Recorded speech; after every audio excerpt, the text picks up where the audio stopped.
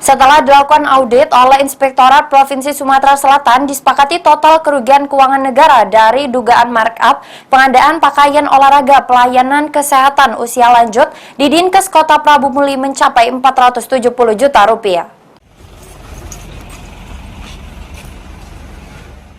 Saat ini penanganan perkara di Dinkes Prabu Muli yakni home visit care atau kegiatan fiktif pelayanan kesehatan sudah ingkrah di persidangan.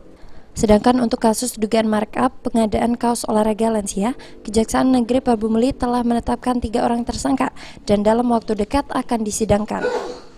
Terkait perhitungan kerugian negara pada kasus dugaan markup pengadaan kaos olahraga lansia, menurut Kejari penyidik telah menggelar perkara di Auditorium Inspektorat Provinsi dan disepakati adanya kerugian keuangan negara sebesar Rp470 juta.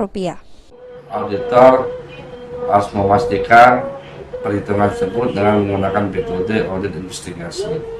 Alhamdulillah kemarin kita sudah berkoordinasi, hasil audit tersebut sudah bisa kami terima dan dikeluarkan oleh provinsi yang menyebutkan kerugian keuangan negara terkait pengadaan baju lansia dinas kesehatan tahun 2021. Saya dapat informasi dari penyidik sekitar Rp470 juta.